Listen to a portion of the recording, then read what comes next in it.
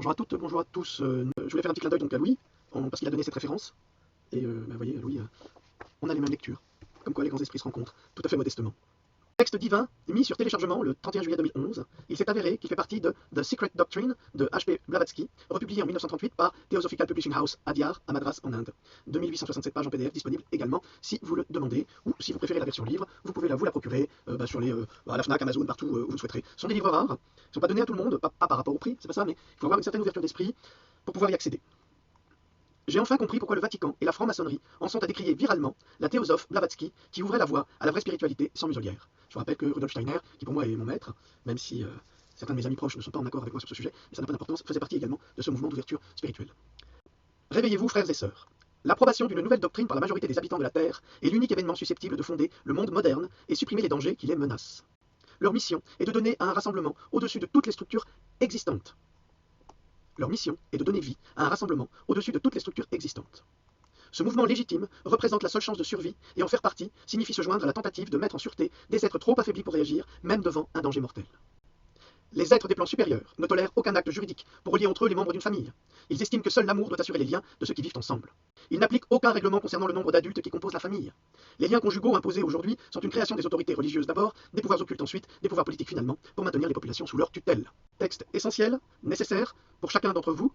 Lisez-le, écoutez-le à nouveau, réécoutez-le, prenez des notes, c'est important, pour vous permettre de vous éveiller à cette conscience nécessaire et indispensable, non seulement pour vous protéger, mais également pour protéger vos enfants et toute l'humanité.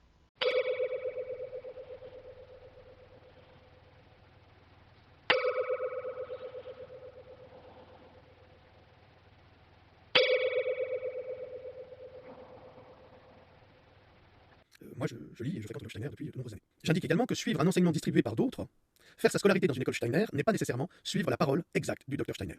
Nous devons savoir faire une différence entre l'homme, sa pensée et son application dans la société humaine. Donc, c'est pas parce que vous avez suivi une école Steiner, et que ça se serait mal passé. Je sais qu'à Strasbourg, l'école Steiner avait très mauvaise réputation pour de nombreuses raisons. Certains enseignants s'étaient très mal conduits. Donc, nous n'allons pas juger Steiner pour la faute d'autres personnes qui se réfèrent à Steiner. Il faut quand même être intelligent là-dessus.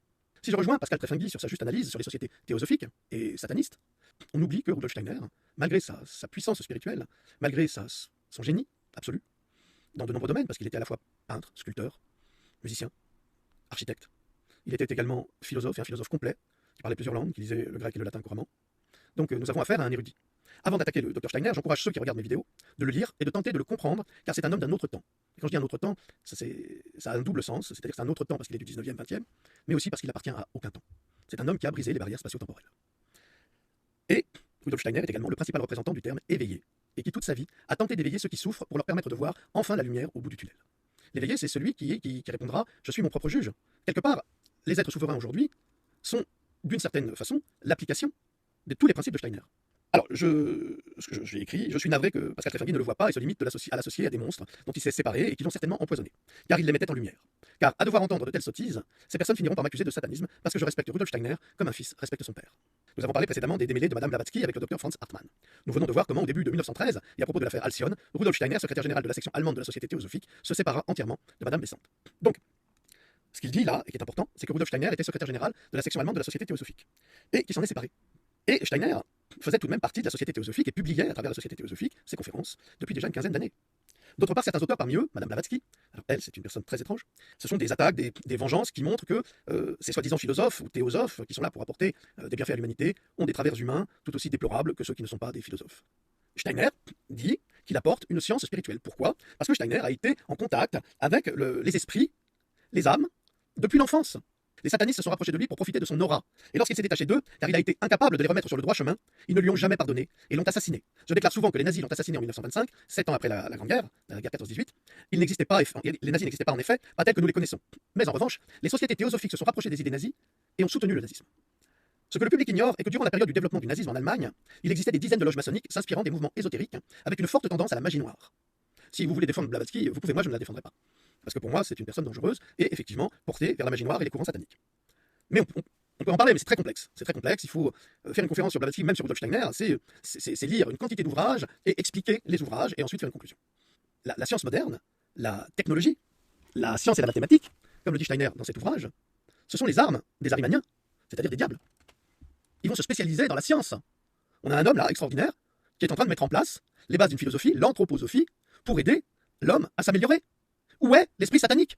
On s'est rendu compte, il y a quelques temps, il y a quelques mois, il y a même une année ou deux, que lorsque, au lieu de mettre des heures de colle aux enfants, on leur fait faire une heure de méditation, eh bien même les plus violents ne sont plus violents, parce qu'ils s'élèvent spirituellement. Et c'est Steiner, ça. 2. L'investigation des réalités suprasensibles cachées derrière toutes les perceptions de nos sens s'unira au souci de propager une science spirituelle véritable.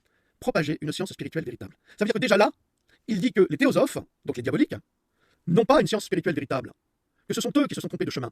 C'est-à-dire la volonté d'un homme de permettre à tous les hommes, les femmes et les enfants d'apprendre à se connaître eux-mêmes pour évoluer pour le bien de l'humanité. Personne ne fait cela, à part Steiner. On retrouve là des tendances qui sont tout à fait analogues à celles de la société théosophique. Il dit analogue. Tout à fait analogue. C'est très important. Ça veut dire que ce n'est pas la société théosophique, mais il y a des choses communes. Oui, il y a des choses communes. 25 años, 7 años. 7. Pero con descansos. Yo lo primero que entraba a donde me colocaba pedía el día de descanso ya. Y me dice, hago yo, ha entrado usted y ya está pidiendo el día de descanso. ¿Sí?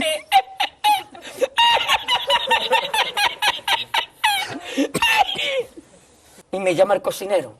Risita, ¿qué? Ve por la paellera. Venga, que las 2 de la tarde ya están aquí. Miren, bañador. En las chanclas. Todo despeinado porque no me dio tiempo nada ponerme las chanclas y el bañador. Voy a la playa, había subido la marea.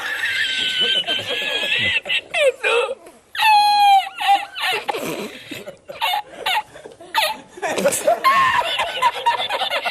Jesús. Había subido la marea y encontré una paella.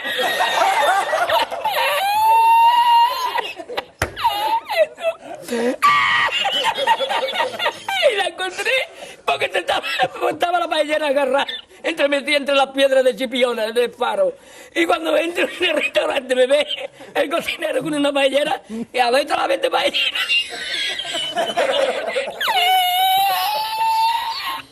¡Asómate, mira dónde llega el agua! Llegaba el agua hasta el restaurante. Había subido la marea.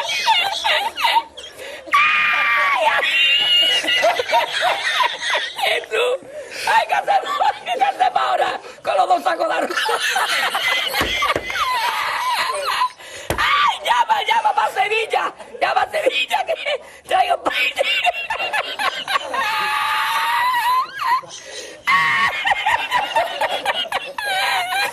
¡Ay, Jesús, y yo con el bañador y con la paella!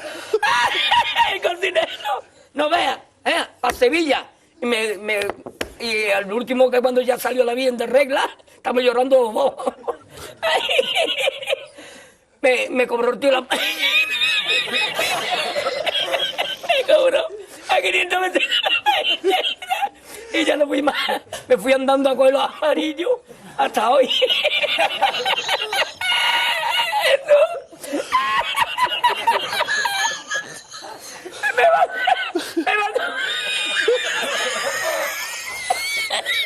Me mandó por la noche, había bajado más el agua y por la mañana había subido.